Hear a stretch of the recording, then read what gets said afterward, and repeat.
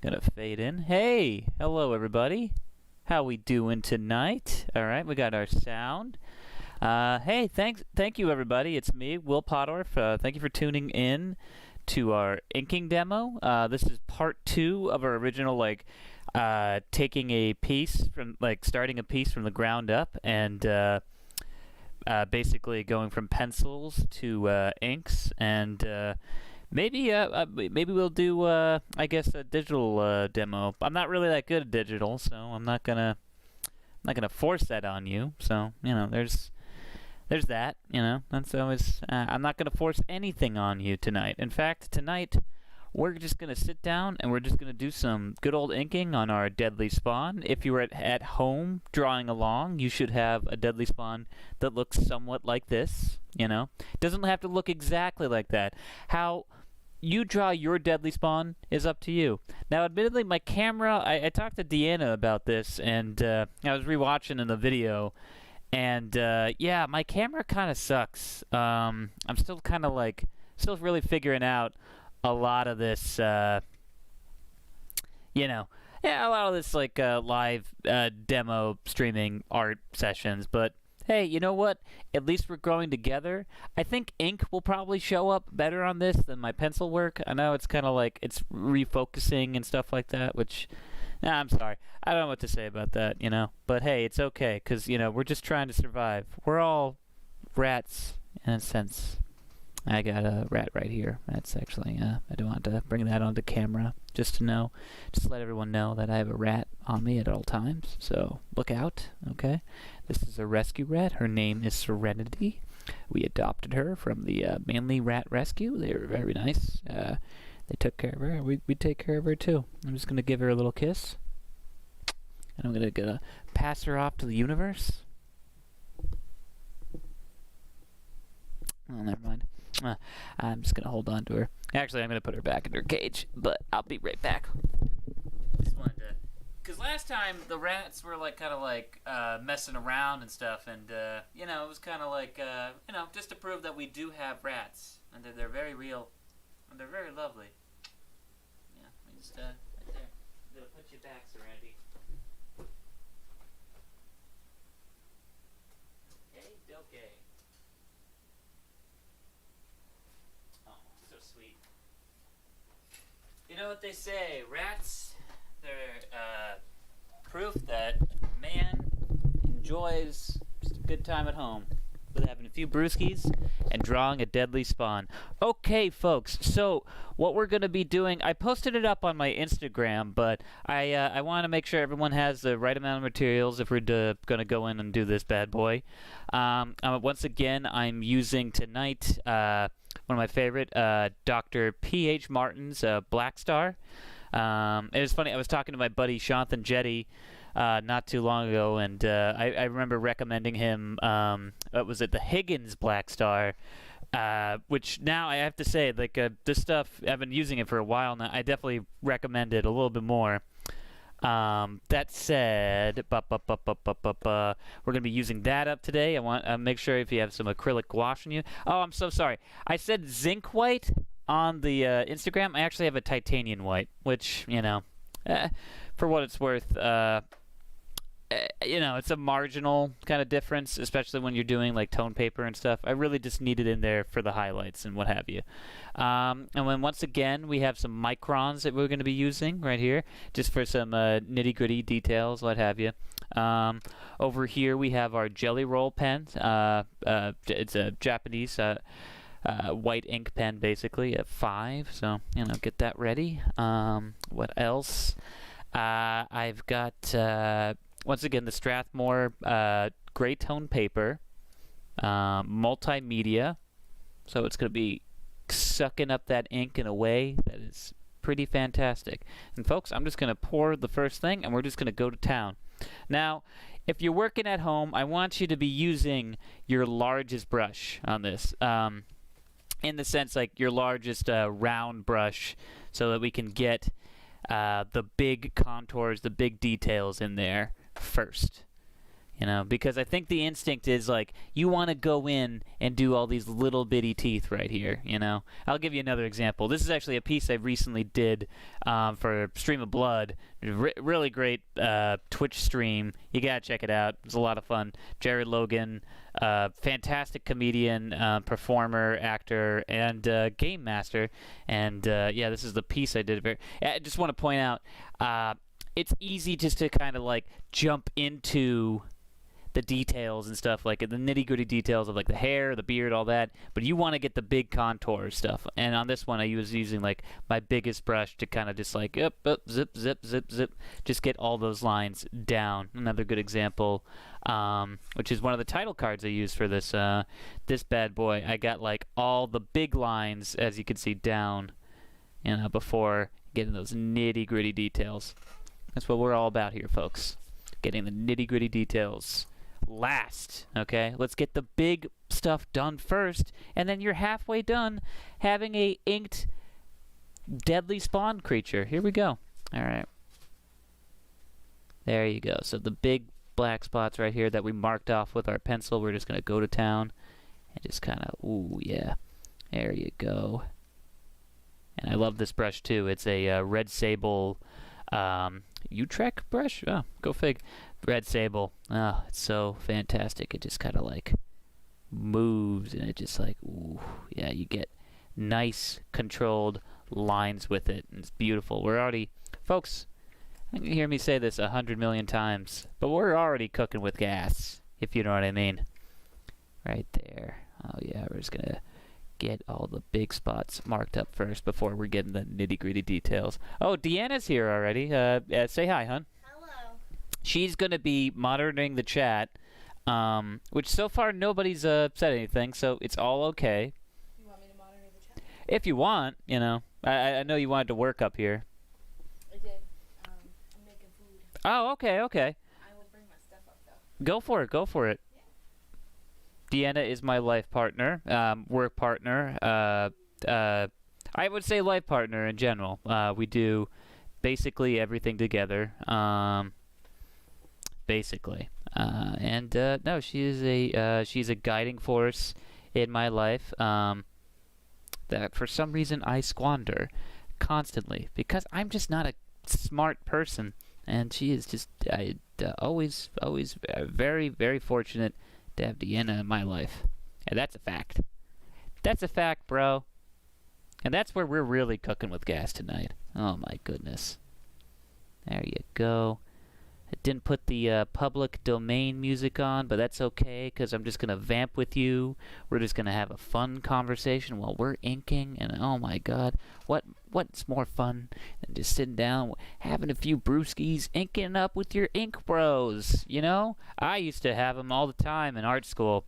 I went to Montserrat College of Art, and they were always like, dude, I am so stoked off all this ink, man. Let's watch, like, you know, anime or Mystery Science Theater 3000 and, like, ink for hours. And I was like, yeah, dude, let's ink it up, bro. And then we smacked lips.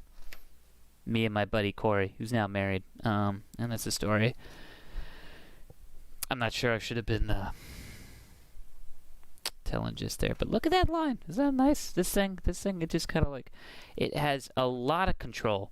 It's that Red Sable in there. That just has that, like, that nice control that you just get, like, these wonderful lines. I love this thing. And a texture, too, if you just kind of round your brush, you know, and just, like, dry brush it like that. Oh, my God. You build it up. And as you can see, already, this thing is shaping up because we're hitting the big areas first. I'm going to move this over here so you can see, like, just, like, the control. First off, just the control of this brush, like, oh, yeah. Just go in there and then just boom, boom, boom. And we're just blocking out all our big areas, like the biggest areas of black on the page with just ink. Then that's when we get the time to go in. And once again, I'm going to just say it for the millionth time, nitty-gritty details. The little bitty details. The, hey, kitty, the fat in the biddle, the cow, was all about the nitty-gritty details, if you know what I mean. Exactly. I know. Yeah, there we go. We're going to town on this. Here we are. Oh yeah. Just that level of control with this brush. It just always marvel. I always marvel on this thing. It's like it's funny because I have like something like 5 billion brushes, and there's like 3 of them that I don't treat like crap, and this is one of them. Because you just get so much just wonderful control off this thing. Like I said, it's the marvel of red sable. They're very expensive. If you can have a dead relative that you can like get some money off their corpse somehow, I would recommend getting your hands up. But they're relatively cheap. Hun, what's the cheapest you could get a red sable brush?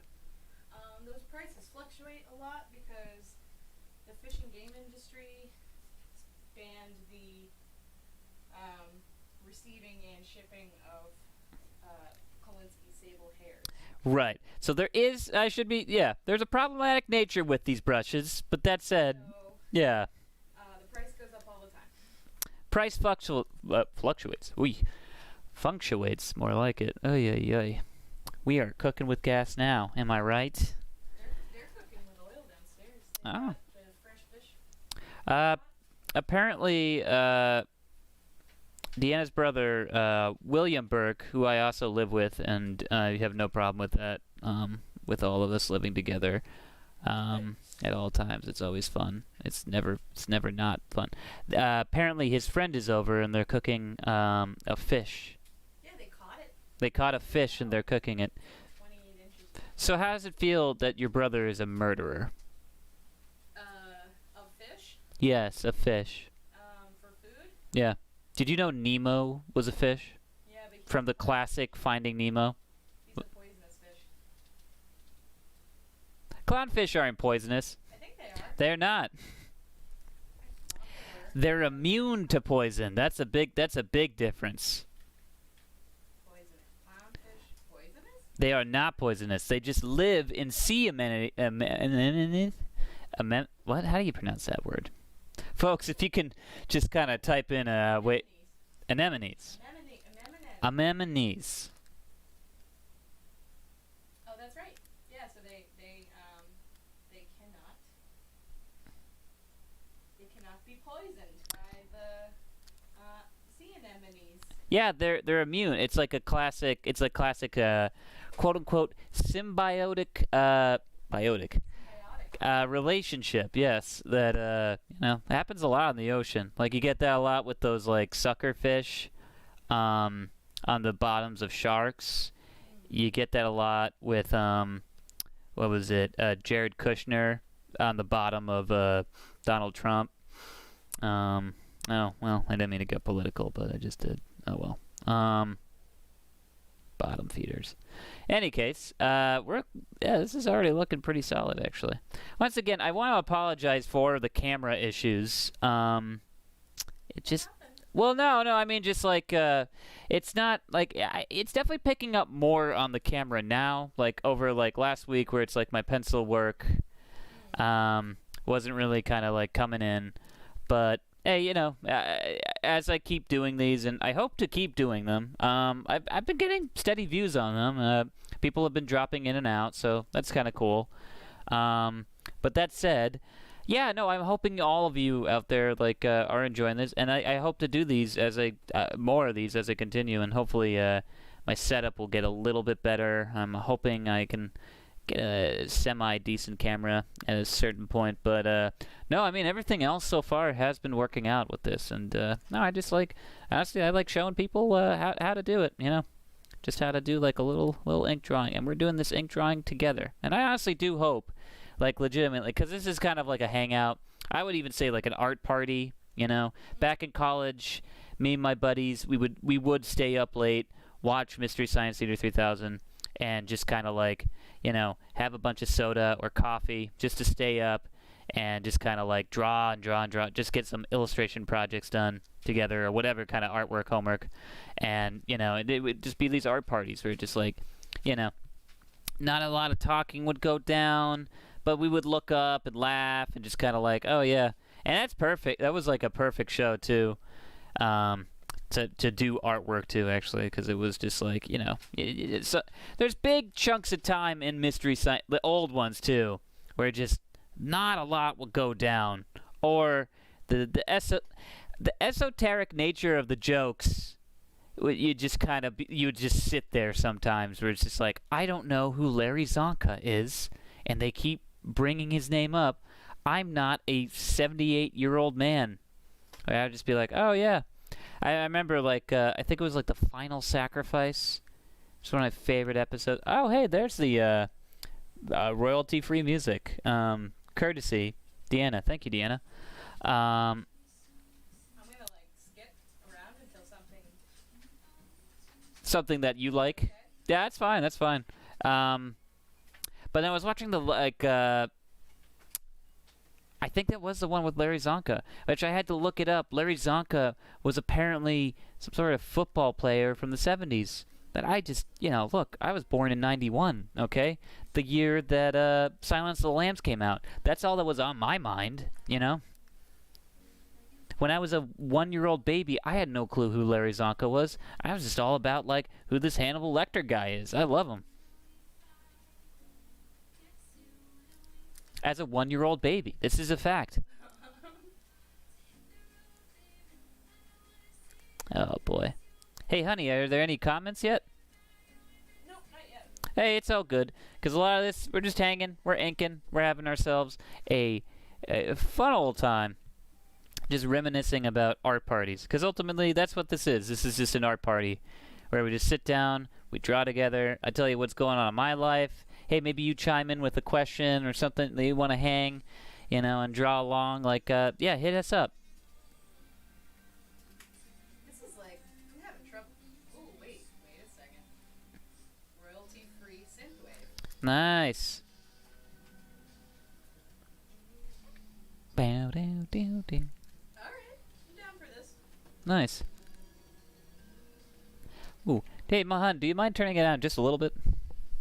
Turning it down? Just a hair. Sure. I'm not sure how much it's picking up, but, you know, is what it is. Oh, yeah. That's perfect, hon. Thank you so much, Deanna. Yeah, there we go. We're looking very good so far. Once again, I'm hitting all the big spots, as you can see. You know, I'm just going to bring it to the camera just so you can sort of see all the big spots, you know. That's what the focus is when you go with the big brush. You got to use the big brush, and you got to hit the big spots, you know. You got to get all the, everything that should have the dark inks on it, or the blackest ink, or whatever. You get what I'm saying? I hope you do. I still struggle a little bit to kind of narrate and describe a lot of the times what I do on this, for the most part, because, like, you know, a lot of it to me is just this intuitive, like, I see this and I'm like, oh yeah, exactly, I know where to go with it, like, boom, boom, boom, ink this, blah, blah, blah, I can zip around, you know.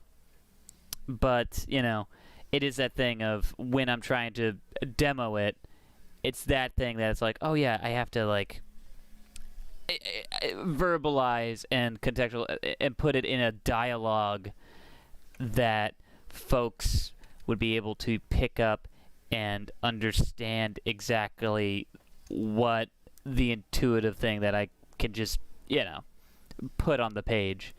So that's difficult. It's very difficult too, because I recently have been, and I still am, I'm tutoring my buddy's stepson, who's a very talented artist, actually, Derek. If you're watching, I hope you're still doing your homework.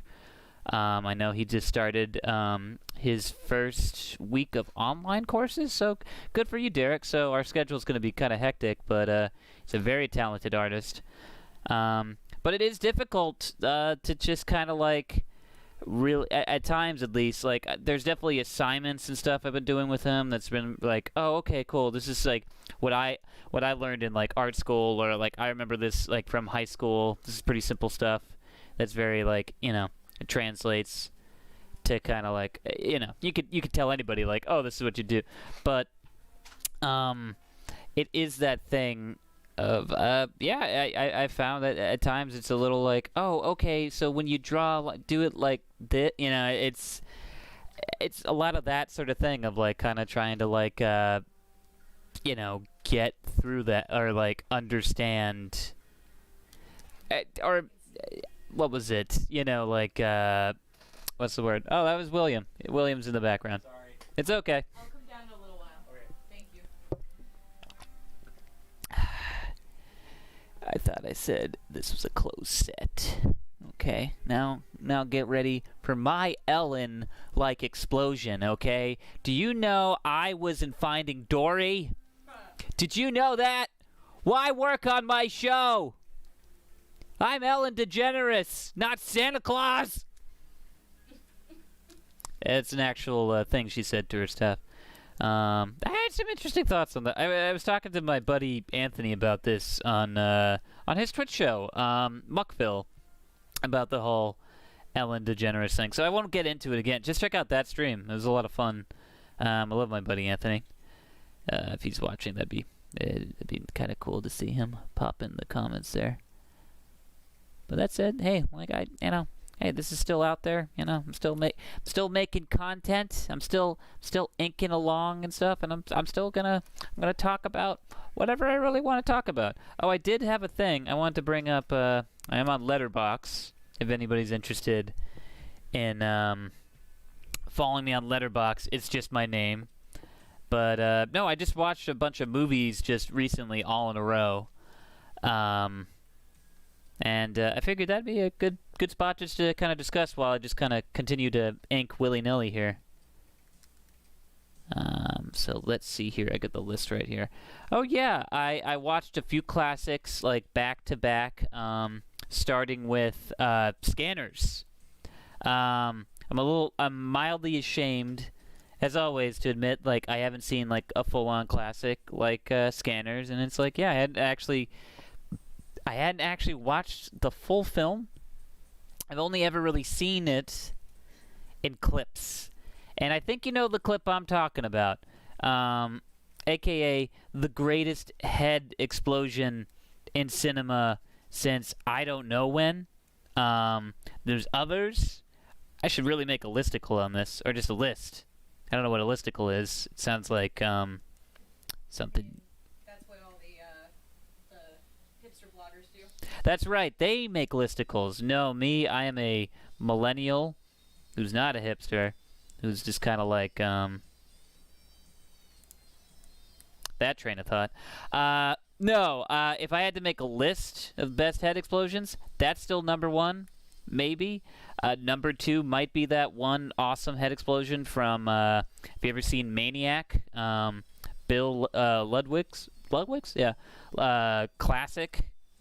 What else? Oh yeah, there's that one scene from License to Kill where a dude's head explodes. Admiral Darby or something like that from Star Trek Insurrection. They put him in like a decompression room, and his head kind of balloons out. It's kind of very graphic for a James Bond film, but yeah, actually, I don't recommend License to Kill. It's not really the best of that run of just the two Timothy Daltons. The best Timothy Dalton is still like The Living Daylights, but he was a good Bond. He never got his fair shake. I don't know. I'm also a pretty big Bond head, a Bonder, if you will. I'm a Bonder. I'm into bondage. Where it's like you get someone of age and you sit them down and it's like, it's time to watch a James Bond film. Bondage.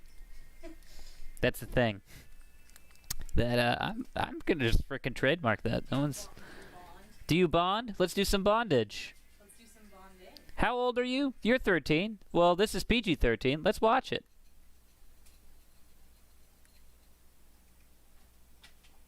James Bond used to be PG before the ratings board. Well, actually, before the PG-13 kind of rating came in, which that's a whole other story. That's something that's been like over talked about, but it's just like that weird bit of history where like oh, what's the word? They I don't know. I can't really talk to full capacity of that. And I already I went off on a whole tangent. Needless to say, Scanners. Let me tell you right now. It might be my favorite Cronenberg film. David Cronenberg. I think I had that like streak in the '80s that was just like incredible. Like he just was making hit after hit. Like he did like it's really incredible. He did that. He did Scanners, and he did like what was it? Oh, I can't remember now. Oh, Dead Zone. Yeah, he did Dead Zone, and obviously he did The Fly. Like he did some of the best like '80s like horror films like ever, and just like I don't think like honestly I can't really think of a bad movie he's ever made. He's made low budget films and stuff, but those are even like great in their own right. Like Rabbit's really good. I still haven't seen Shivers, which is like kind of that's up there. Or Schiller, I don't know. Dead Ringers, I still haven't seen. See Naked Lunch. Naked Lunch is insane. I love Naked Lunch. Yeah, it's like a great, surreal, really bizarre, just a bunch of alien men. Well, not like a bunch of alien, but it is. I mean, the coolest surreal kind of stuff I've seen since like a David Fincher. It's funny because sorry, David Lynch. I got those two mixed up a lot, which is always strange because it's like I don't know if they're really that related to each other. Not really at all. Like honestly, one is I don't know if David Fincher's ever done anything kind of surreal or sort of. It's all his stuff is very like sterile and kind of like I don't know. I don't even really put the two in the same kind of category. Not just not quality, but just like it is. It's just a weird association thing you get with your brain sometimes, and that's just kind of like what happened with me. In any case, if you haven't seen Scanners, go check it out. Go seek it out. I will say, it is hands down. It might have superseded The Fly for me for favorite David Cronenberg film. Oh, and then if we're keeping onto the horror theme, as far as like, cause you know, big horror guy. I'm literally inking The Deadly Spawn. But what's the thing? I watched the Japanese. Once again, if we're doing surreal, if we're on the topic of surreal stuff, I watched the Japanese horror classic from 1977, House, which I've been really like trying to get my hands on for a while, and I saw it was on Criterion, and I was like, oh, cool. And I finally watched it. You know what? I have to say, like, I wish I was either stoned or just like a little bit more prepared, because I was like, I didn't realize it was a horror comedy, and it was also like one of those things I really necessarily wasn't in the right mindset for it, because there was a lot of like really great, like almost like Giallo style, like bright colors and imagery and stuff like that, which is really cool. It was like it really did remind me of like a Dario Argento kind of movie, and they probably were going for that. Dario Argento, director of Suspiria. Let's see here. Cat's Out. No, what's the one? Deep Red. A bunch of just Giallo classics, Italian horror film classics, but suspense films, I guess they would call them. But it had that kind of color palette to it, which was insane. And then also, like a Dario Argento film, the plot was that of a dream. So it was very like, it had a lot of weird dream logic. It was very surreal and kind of like, so, you know, if you're approaching it with that in mind, it's like, it is a cool ride. But admittedly, when I was going in, I was kind of like, I was not expecting that. And also, it does take a hardcore comedy edge to it. Oh boy. Really quick, folks, I realized I haven't actually washed off this brush, so now I'm just kind of like admittedly starting to cake. And this is something that's important. Anytime you're inking anything, you got to remember to just wash off your brush a little bit. You know, it just kind of keeps the flow of ink going before it like cakes on, because the ink is just, it's a countdown for like it to dry on your brush, and then it's useless forever. So what you got to do is you got to make sure like get as much ink off it as possible. Use up the ink, and then you want to like just kind of thoroughly do. Let's see here. I think that might be good enough. Let me just do a little. Yeah, that's good. Okay, here we go. And then have a water cup always ready, no matter what, because a lot of times I also do washes, so, and that always plays a big part in my artwork with a lot of the stuff I do. Get some nice build up there, but yeah, you want to like, and then dry off as much as the water as possible, and then you kind of clean off the ink, and then you can go back to it, folks. And now we're loaded up again, and we're inking away. Oh my goodness, look at that. Now we can just build up these nice skin folds. Once again, we're doing flesh folds, which I was so happy when my good buddy Brandon Valley asked me to, recommended, hey, you should do the Deadly Spawn. And I was like, thank you, because I love anything with skin folds, man. I am down. A lot of my favorite monsters have skin folds. The Thing, he's all skin folds. Yeah. Yeah, we're just building up a lot of that stuff right there. Hey, hon, any comments yet or no? No. Oh, well. Let's see here. Yeah, so I watched House, and then what was the... Alright, what was the third one that I... Oh, yeah, I rewatched King Kong, the original. Once again, it holds up. I really love it. I don't know. It's one of those films I just remember as a kid. Obviously, well, not obviously, but I was a huge Godzilla fan growing up. So, like, all those creature feature movies, like, I was always down for it. I was always buying that. And you know what? I think even on a subconscious level, I don't think I was buying into it. I think there was that thing of, like, I knew it was like, well, that's a puppet. That's a, well, that's a model, blah, blah, blah. And I think that did play into it, for me, at least. Because then I was just kind of like, oh, okay, I get it. I see the kind of, like, I think that's, like, kind of, like, what started an interest in sort of, like, filmmaking, I guess. Or just in general, the process of it. And just, like, I don't know, it got my imagination going. And, I don't know, as a little boy, it was very, it's always kind of cool to see, like, oh, that's like, oh, look at The Wire. I don't know. I mean, that's partly also why I have, like, such a deep, rich fascination with horror. Because a lot of times I do like piecing apart, like, how did they do that? There's a lot of stuff with, like, prosthetics and all that, like, movie magic nonsense or whatever, that it's just, like, I do just kind of, I like to see how the sausage is made. Just because it's like, ooh, it makes it more delicious, At least in my mind, I like seeing how it's made. I don't know. I don't know if you can compare, I mean, maybe there's an argument, but... Well, I think... You can compare sausage to horror. Well, some stuff, sometimes they do use real sausages as entrails and stuff. So that's always cool.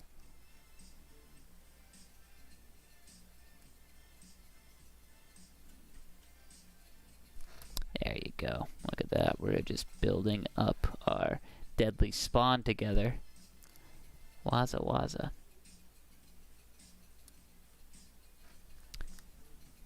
Yeah, and look at that. We're just going to bring that up to the camera just so you can see the detail that now we're starting to build up, And that's the thing with this brush, you don't really necessarily, like, it's nice to have, like, different brushes for different events, if you will, but sometimes it's nice just to have the one that can sort of, like, do all the heavy lifting so you don't have to clean 1,000 brushes, which is the bane of my existence.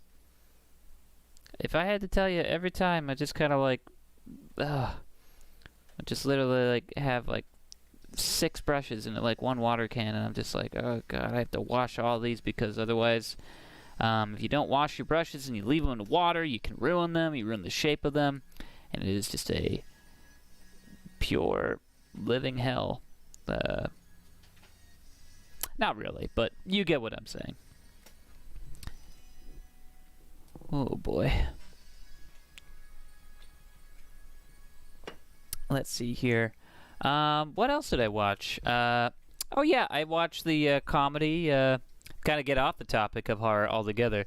I finally watched the David Wayne comedy from, God, basically 2014. So that's like 6 years ago. 6-year-old comedy. They came together. Which is a spoof on romantic comedies in general, and so much so it's weird. It has that tone of like it's got that like surreal kind of well, it just kind of feels like a lot of stuff David Wayne and like Stella does, where it's just very kind of like what's the word? I think his stuff gets more cerebral as it goes on, which is interesting because I like a lot of like I think it was like Role Models. Well, that's actually earlier, so I don't know what I'm talking about. But there's like a few of those that I remember that was like kind of I honestly. Well, I'll tell you this much. The one thing I can speak in confidence, actually, I liked it a lot more than his it's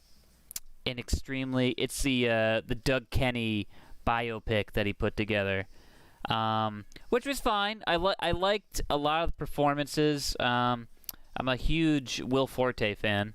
I love MacGruber, the movie. So I really do love a lot. Like once I said, like all the performances, but it did. I don't know. It just wasn't as. It gets a little like weird with like kind of like you have Martin Mull kind of playing the dead Doug Kenny and all that stuff, and it's just kind of like. It was like one of those that really wasn't like it's kind of like it felt a little toothless as far as like if you actually wanted to get into the topic of Doug Kenny and his messed up life and stuff. It's like kind of like okay, because there's some real dark periods that I do feel like they kind of like kind of gloss over and stuff. So it was kind of like B- as far as I'm concerned, but this one I have to admit I did enjoy. They came together because it was also like it was actually like a good spoof movie kind of thing where it was like it was kind of like it almost was one of the things one of the reviews I read for it too, it was like someone described it as too smart for its own good, which I could sort of see that. Which sometimes that does happen with like comedy. Sometimes you can be like too just I don't know, like you can like alienate people that way, which always fascinates me. But it is true, like if your comedy is too smart, if it just kind of like some people it just goes over their head, admittedly. Or at least like some people, I'm saying like a general audience, where they're kind of like, oh wait, I don't get it. Like they're just commenting on like I don't know.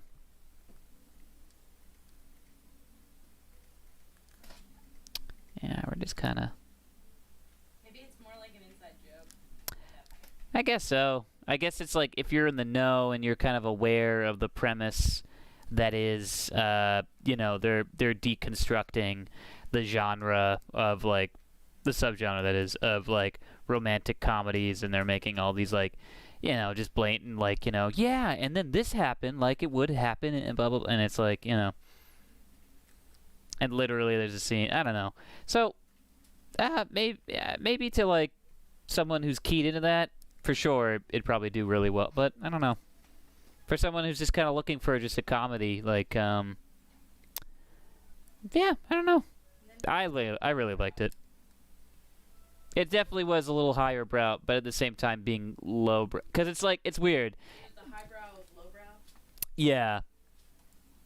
But I like highbrow stuff, so it is kind of, yeah. Always a little touch and go. Well, let's see what other films I reviewed recently that I don't think I talked about last time on my Letterbox, which you can always follow me on Letterbox. Oh, I already talked about that.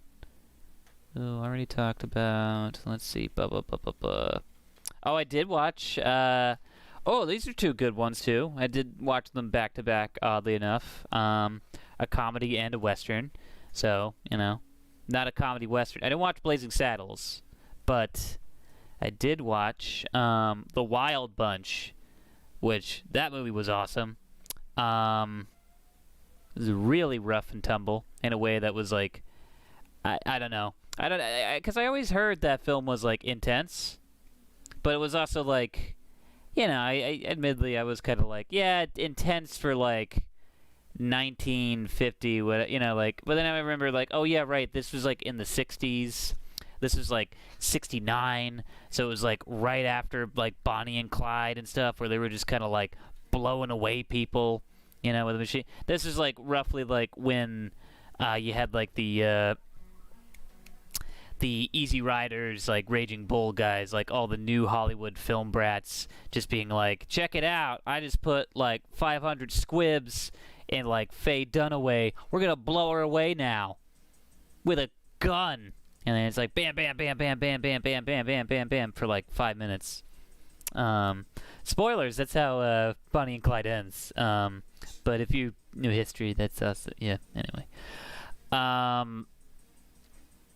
That said, man, it was wild watching The Wild Bunch, because it just was so I don't know. It was surprisingly violent in a way. Like, I was like, oh, man. Well, actually, no. I will say this. It wasn't as violent as I thought of it. Like, it was hyped up to be. But it was like I kind of put myself in the shoes, that is. Not in the foot.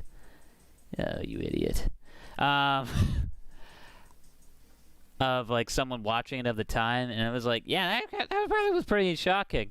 Like we're just like literally that dude gets his like throat slit, and then they just start shooting everybody, and then just everybody dies. And it's just also like, oh, okay, yeah, this is once again, it's like you could see like Quentin Tarantino just kind of like, yeah, I'm gonna make this in one of my movies, like that. He sounds like Jay Leno in my head.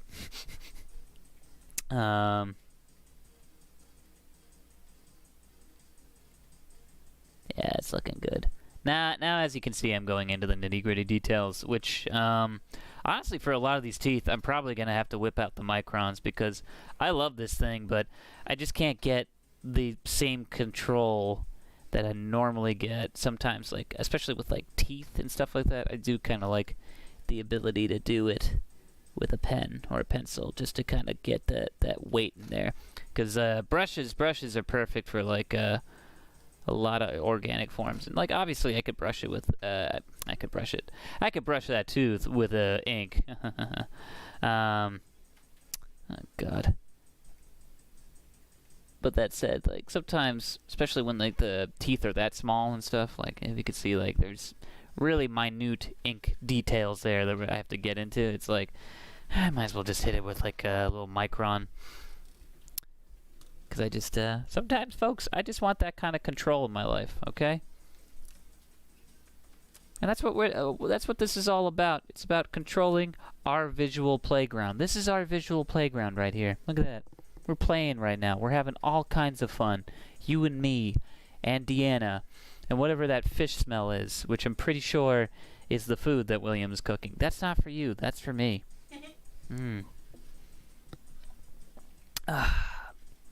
That said, let's just get into inking with our microns now. So I hope you all got some sort of pen at home. We're just going to go in there and just start working in these little teeth detail.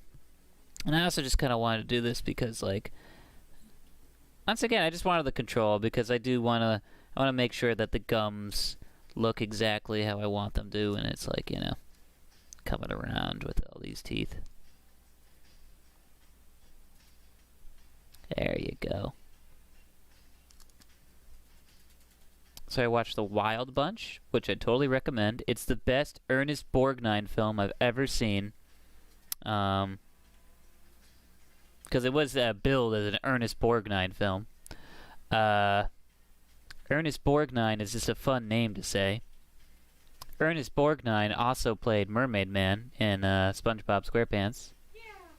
Ernest Borgnine also played a devil-worshipping devil witch man turned goat man in The Devil's Reign. Ernest Borgnine is also dead. Yeah. So that's sad.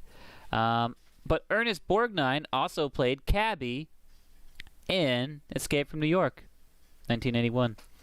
And then 2 years later, a little film called Vacation, which was the other film I watched, came out. National Lampoon's Vacation, with the classic Holiday Road, which I didn't really know about this, but I listened to a podcast, 80s All Over, that talked about this thing that, like, oh yeah, you kind of take for granted. We just don't have it anymore. But it was like the 80s was like the king, or just like they started the trend of just like, oh yeah, the movie has a song written for it that is like just all over it. That is just kind of like, oh yeah, like they just kind of got a band to kind of present, because they still kind of do it, but a lot of these movies, sometimes they really were just like based around like the movie, or like the song was like, or the movie was based around the song, or like, I don't know. It was just such a like, I was like sort of shocked at like how much precedence they would put over the movie itself for the song sometimes. Like there's like a very forgettable movie called Against All Odds, but that song, Phil Collins wrote the theme song. I think more people know the song Against All Odds than it actually is based off a movie, which I just kind of find fascinating. Really? Yeah, I mean, really, it's based off. It's this. I think it's a Meg Ryan. I don't know the other lead in it, but I know it's like Jeff Bridges and I think it's Meg Ryan, and it's like this romantic movie. There's like a car chase. I don't know. I actually haven't seen it, but it's kind of forgotten. But it's like the song. Everyone knows the song, where it's just like Against All Odds, or like at least I know the song because I keep playing it constantly in the morning, so I feel something instead of just dread. Oh. Don't feel dread. Feel bread. No. We're looking all right there. Yeah. Just getting in all the nitty-gritty details now. Once you whip out the microns, that's kind of like, okay, folks, now we're getting into the nitty-gritty, itty-bitty details. There's just so many teeth in these, like, deadly spawn. It's, like, almost unfair of a thing for me to draw. Because look at all these teeth. I can't handle this. I wasn't really trained to do this. Oh, my God. There's just so much of it. Yeah, and just, like, just go in here and just kind of, ooh, yeah. Ooh. I really do have a love-hate things with these microns, man. I'll tell you that much. Because it's like the biggest issue I have is always just going to be that thing of like, it just doesn't match the ink color of whatever ink you were using to get all the big spots in there. But, you know, that said, it does have a consistency. And I do appreciate. I really do. It's looking alright though, yeah. Yeah, get those little details in there. Mind you, we're just gonna do all the blacks in there, do all those. Alright, we're looking good here. I'm just gonna get this.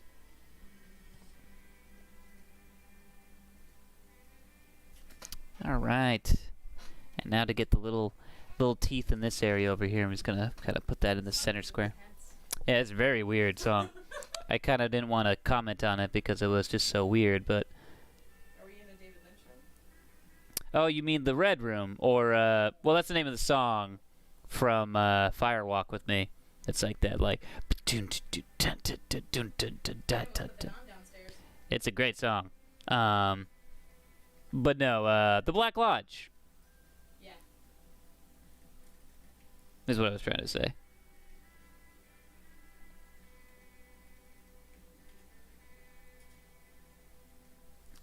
Boom,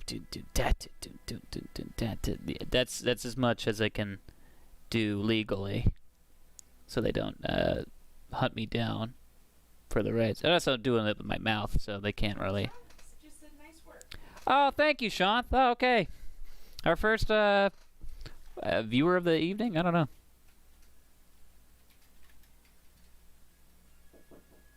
Oh, there's William. Hi. We couldn't. It's okay. But Will, there is fish that you can eat if you would like some. Well, how about that? Well, I'm going to tell William right now, actually. I don't take handouts. Where'd Sean go? Oh, is Sean gone? Yeah. Oh, well. Maybe he dropped off for a minute. Probably. No. Hold up. Let me just. Sorry, while you're here, I could berate you more. I don't take handouts. Fish! Yeah, I don't take. Who are you, Jesus? Handing out all this fish and bread? Oh, he's. Wait, did he run away? Yeah. I can't tell. I'm inking right now. You just chased him away. I can't believe it. Look, sometimes my words can hurt, you know. Other times they can bring joy to their lives.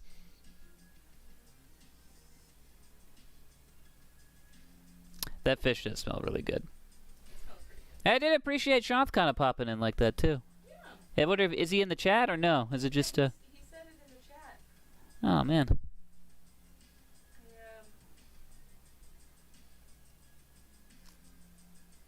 Yeah, you're about 55 minutes in. 55 minutes. Sean says hi. Oh, hey Sean. He's back. He's back. No, thanks, Sean. I'm glad you kind of tuned in. Yeah, we're doing. I was telling the folks before we're doing from a recommendation from a comedy buddy of mine, The Deadly Spawn, classic 1983 horror film monster that I like because it has a lot of teeth. It has a lot of folds. Admittedly, I'm kind of using a micron right now. Normally I wouldn't be, but it's just a lot of these like nitty gritty teeth that I just kind of like want to have the control to do it.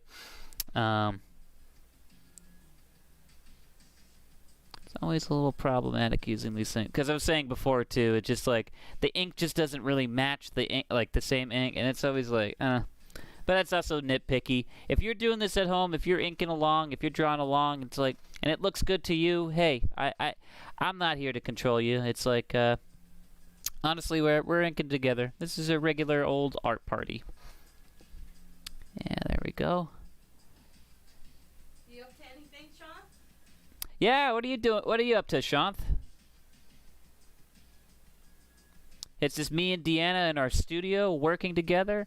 We've got a whole cage of rescue rats that very sweet animals. I don't know where I'm going with that. Oh man, but honestly, that's looking pretty solid right there. You know, getting all those little details in there. I also want to get in like the wrinkles of the gums of the mouth, which is always difficult. There you go. Just get these little go along there. Yeah, looking pretty solid so far, I gotta say. If it doesn't look like it like this for you at home, that's okay, you know. Because necessarily mind, you know. Once again, we're exploring, we're having fun, we're drawing, we're just talking about movies.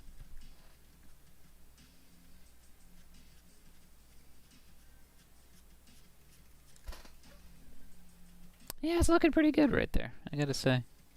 Normally, I'm not a big fan of like hatching like this, but you know, sometimes these pens bring out a little flair in me.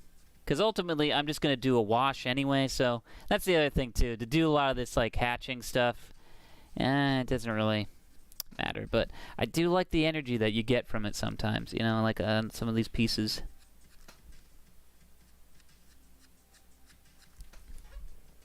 Yeah, just rounding that form. There you go. Just boom, boom, boom, boom, boom. We're doing it. We're doing it. Now we're cooking with gas. Sean says, in response to what are you working on, what are you doing, is watching your work. Watching you work. Oh. Looks great, he says. Well, thanks, Shanth. Yeah, no, I was watching. Shanth also has a stream.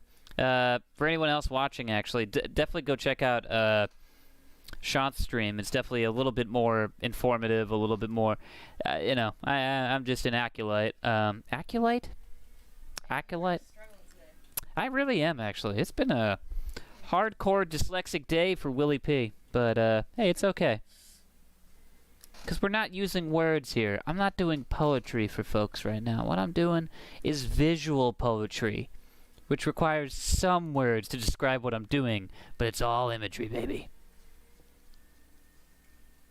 But seriously, if you haven't watched Shant's demo videos that he does on YouTube, please do. Please go check him out. Shanthan Jetty on Instagram. Just truly a great artist, an incredible teacher, but also a really great friend. You know. Not in that order. It's always great friend first, then really great artist, then teach, or maybe no. It's great friend, great teacher, then well. In any case, you gotta go check out Sean's stuff. You know, he's putting out a new book, a new art book, which you definitely gotta go check out. It's looking fantastic. The man can draw monsters. Classic monsters in a way that is just artful and beautiful, and he taught me a lot of how to ink. Well, especially through some very informative times when I was graduating from Montserrat. Really helped me out there. Yeah,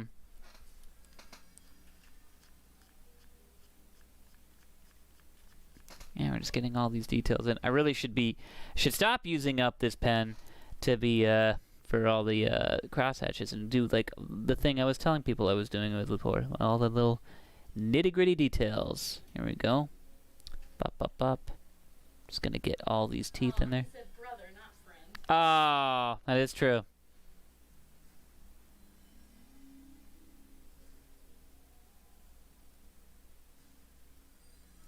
Indeed, my brother from another mother, Shanthan Jetty.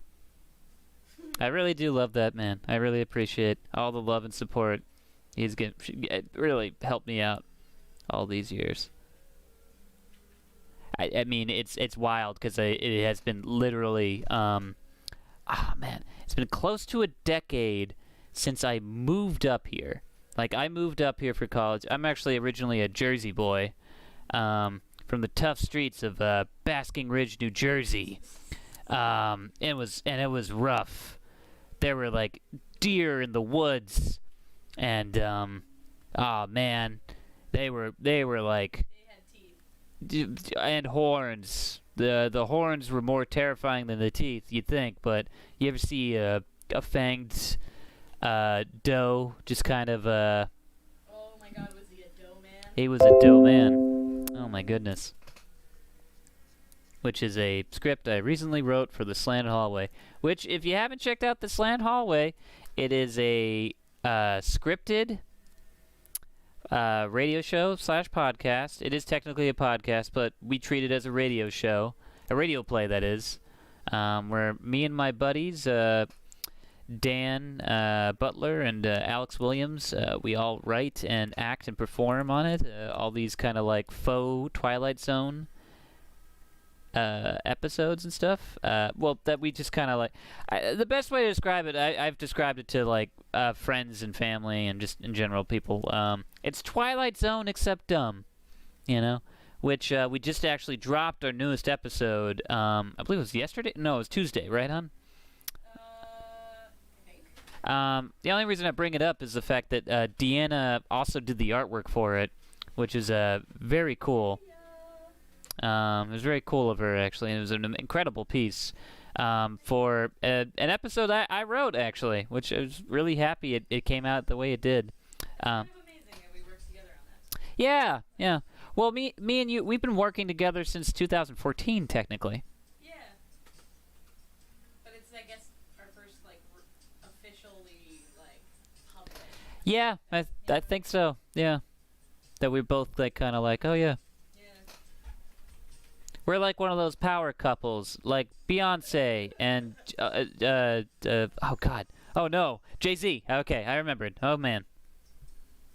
I was I'm only 29. I cannot have senior moments. I really can't have senior moments. Just tired. I know I'm tired. Okay. Why are you always on me about how tired I am? I'm not on you. I'm just. Oh, well, why not? I don't. What? Why not? No. Oh. Truly, I am a Macbeth, and my world is my hubris. Is I don't know. Oh, that's another thing. Admittedly, on the Criterion channel, which is part of the HBO Max. Yeah, hon, we gotta watch like Throne of Blood. It's an Akira Kurosawa film. It's really awesome, actually. It's got Mifune in there.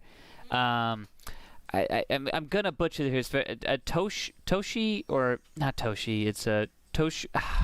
I'm sorry, everybody. I really love Mifune. I really love his like films and stuff. But he was a constant collaborator with Akira Kurosawa on a lot of his samurai films, including like Yoshinbo, Rashomon, and the classic Seven Samurai, which is also up there. You should watch all these films. They're for the layman, samurai films are just basically westerns but with swords. To the point that like basically all of Akira Kurosawa's samurai films were all just remade into westerns. You probably don't know Yoshinbo, but you've probably heard of Fistful of Dollars. And then same thing with Seven Samurai.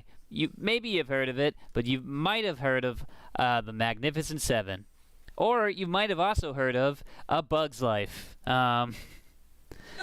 Which is also, yeah, technically speaking, it is a, yeah, it's a it is a remake. Yeah, it's about like you break it down, it's the same exact story. Which I always love pointing. Yeah. But they never credit him.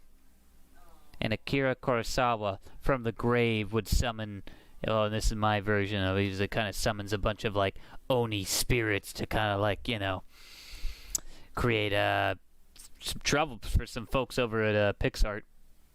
Or Pixar. Oy, oy, oy, oy, oy. Well, you're pushing 65 minutes there, bud. I really am, aren't I? Oh, wow. Is Sean still hanging out or no? He's still here. Oh, okay, cool. Well, we're just kind of inking away here, as you can see. Hitting all these details and stuff. Are we looking to do an hour? Yeah, I mean, like, I was gonna go as long as I possibly could on this bad boy, you know, really kind of get all the details in. I want to finish these pieces, like, I start them and I kind of but there's a certain point where, like, well, I honestly, like, I could only really stream and draw for so long because, like, I'm talking and I'm focusing it. There's a lot going on, but to give a piece, like, its proper due, a lot of times I do kind of have to just quiet my mind and quiet just talking and, you know, to kind of just focus in on the details. But yeah, you know, I got a good bit of steam going, so yeah. Sean said, still here. I really appreciate that, my brother.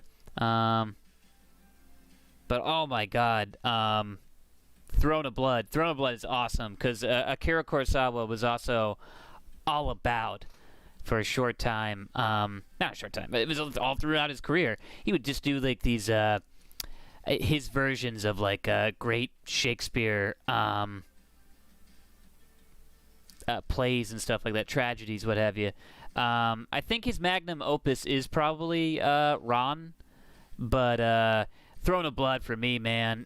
Which, if you didn't know, Ron is King Lear, but with that good old-fashioned Akira Kurosawa, a little bit of pepper in there. He put a little pepper, and he also put a little color. It's actually one of his few color films. Next to Dreams. I like Dreams, you know. That's pretty solid. There's that other one. Cage, in the 80s it came out too, that I remember, like George Lucas and Steven Spielberg. You know, like, say what you will about the guy. Yeah, there's some problem. You know, people are always kind of like can be snotty. Even myself, I'm guilty of it.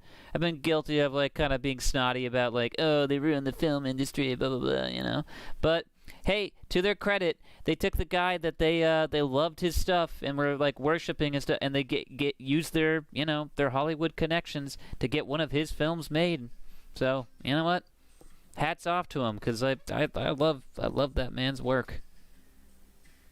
And it's hard to kind of be angry with Spielberg and like angry with like because I had we were having this conversation, me and my good buddy Tim Oliver, who used to host this thing in Salem called Rot Your Brains, which was it was one of my favorite movie programming things ever put together, where Tim and his other buddy Tyler, sorry, they would at the Salem Cinema, God rest his soul, they would show films that they had on VHS, and that's the thing, it was only on VHS, and it wasn't like transferred yet. And this is a little bit before they were doing this for a number of years before, like, now it's that thing of like guys like Shout Factory and other like Arrow and stuff. They do all the like the Blu-ray transfers of like things like what was it, Ninja 3,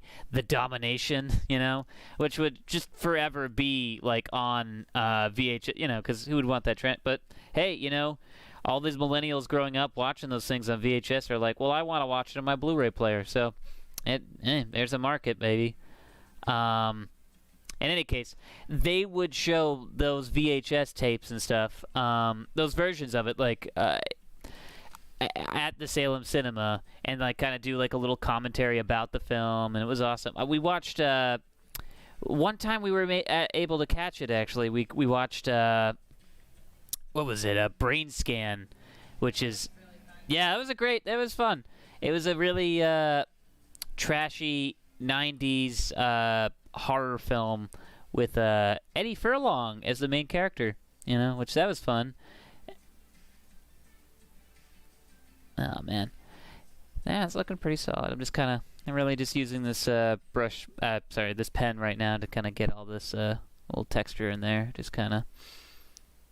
Probably gonna go in later and with the jelly roll and kind of that. But sorry, let me finish that story. Me and my buddy Tim were having this conversation about like Spielberg and like Lucas kind of like ruining cinema, and I was being a little admittedly kind of shitty. I was kind of just sort of like I was kind of like they just a little elitist, if you will. I was just kind of like, they just kind of like, they create now films. Now that you can't have a taxi driver, it all has to be amusement park rides, blah blah blah blah blah. Which is admittedly it's one-sided, and it is kind of like a pessimistic view. It's like, because they did shift the market for sure, but also the market shifted.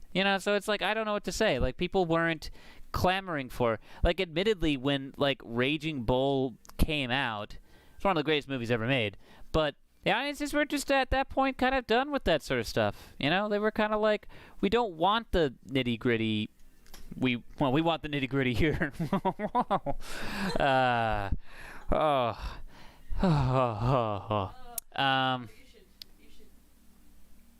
it. Should call it, yeah.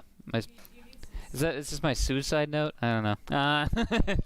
But no, I'm probably gonna like hop off in a bit here, but I do want to finish this thing of just the point of like, yeah, it's easy to kind of like say that like they ruined it, but no, I think it's just a changing market, and like with anything, it's always just kind of it's usually the case. Like who knew like superhero films would be the number one thing in theaters? Well, now the theaters are dead, so that's not necessarily. God, well, I know. I'm sorry, don't mean to be pessimistic. now you're going right back to doing what you said you weren't going to do. I didn't mean to say I was going to be pessimistic or I was going to stop being pessimistic and then go back to being pessimistic. But, hey, that's the Irish in me, baby, okay?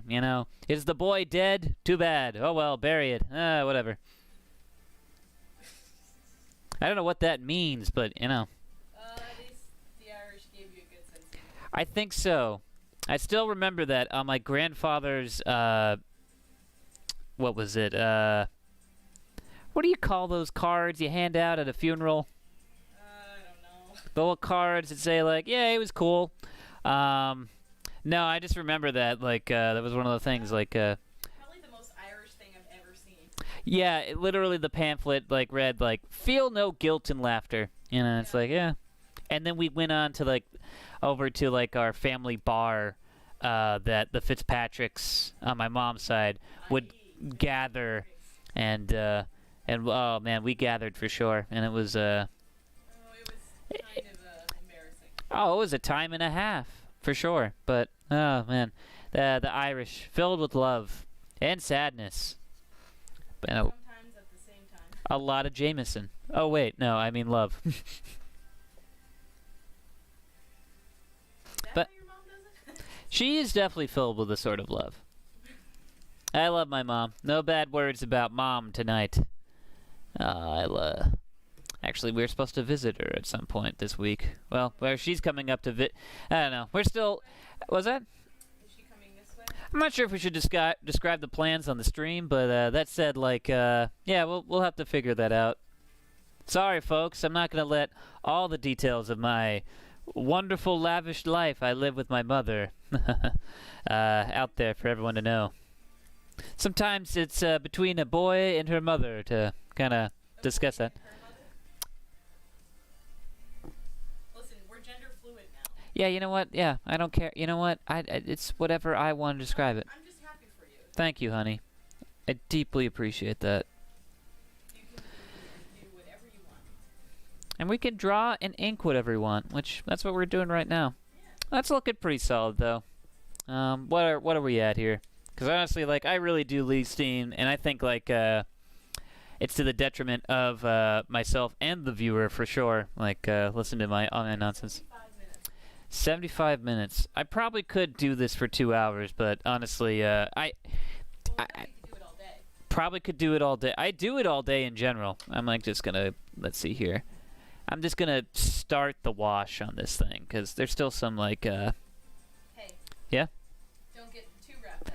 I won't get too wrapped up. I just want to like just start to build up because this is a lot of my process too. I do just kind of like to once again just build up that wash and just kind of like, oh yeah, let the gray of the paper be my mid-ground, and then just kind of baby, I play with that. Ooh, how do I play with it? I play with it just like this. Oh yeah, building up that form, getting that nice bit of texture in there. And I like to do a wet wash. There you go. Yeah, we're just building up those details. One bit at a time. Oh, yeah. Oh, yeah.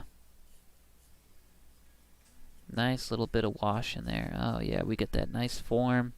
Looking pretty solid. Pretty beautiful. I love it. Alright. Sean says, go spend some time with your lady. Yeah, you're... Awesome. Well, you heard it, folks.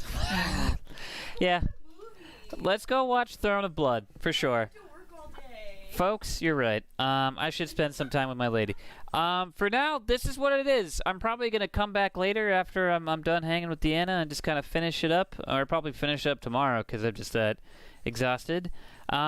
Honestly, thanks for watching. I hope yours looks as good as mine. I hope it looks better, honestly. Once again, follow me on Instagram at Will Pottorff. Also on Twitter at Will Pottorff Art. At Twitter at Will Pottorff Art. Honestly, hey, thanks for tuning in, folks.